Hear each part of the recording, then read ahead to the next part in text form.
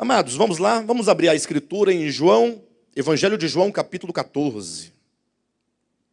Hoje nós estamos começando a tratar do tema que foi referido na conferência, né? Na última conferência orgânica do Corpo de Cristo, cujo tema foi a fim de que todos sejam um. Essa expressão, esse título, a fim de que todos sejam um, na verdade são palavras de Jesus Cristo, né? Estão lá em João, Evangelho, capítulo 17, versículo 21. Quando Cristo, orando ao Pai, ele diz: Pai, eu oro para que todos eles, os discípulos, né, sejam um. Assim como tu, ó Pai, és em mim e eu em ti, sejam eles em nós. Então, quando ele diz a fim de que todos sejam um, nós nos apropriamos dessa frase e nós colocamos como título dessa conferência. E eu quero, portanto, começar a chamar a atenção dos irmãos, primeiramente, para esse versículo específico de João capítulo 17, em caráter de reflexão, em caráter para nós colocarmos, para nós, a partir daqui, começarmos a pensar o significado dessas palavras, né? João capítulo 17, versículo 21 diz assim, olha: a fim de que todos sejam um, e como és tu, ó Pai, em mim e eu em ti, também sejam eles em nós, para que o mundo creia que tu me enviaste. Veja uma coisa, antes de nós entrarmos propriamente no que queremos dizer, pense um pouco comigo. A Escritura, sobretudo o Evangelho de João, João é que colocou muita ênfase nesse aspecto. Em algumas vezes, nós temos as palavras de Cristo se referindo a essa unidade. João 10, 30, por exemplo, diz: eu e o Pai somos um. E aqui em João 17 nós temos a fim de que todos sejam um, como tu és em mim e eu em ti. Então o Filho declara ao Pai que o Pai e o Filho são um.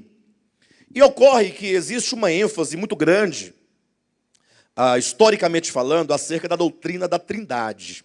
Não sei se vocês já atentaram para isso, mas a doutrina da Trindade, ela historicamente ela é colocada como sendo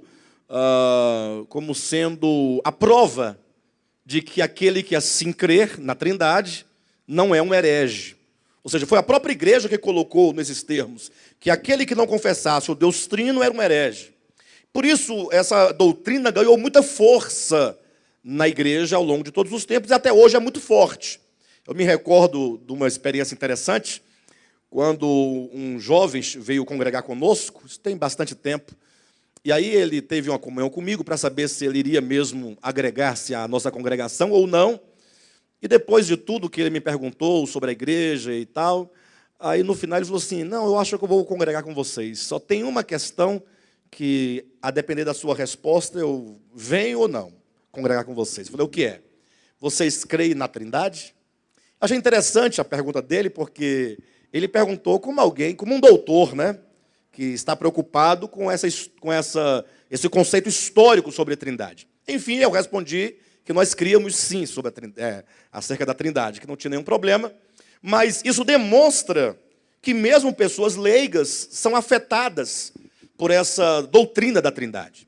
Bem, mas o que eu quero dizer é que, em razão dessa ênfase demasiada acerca de tal doutrina, essa marca, essa chancela ao longo das eras, ao longo da história da igreja, ocorre que há uma tendência de sempre quando alguém lê o texto bíblico que diz eu e o Pai somos um, por exemplo, logo a pessoa remete essa unidade à questão da Trindade.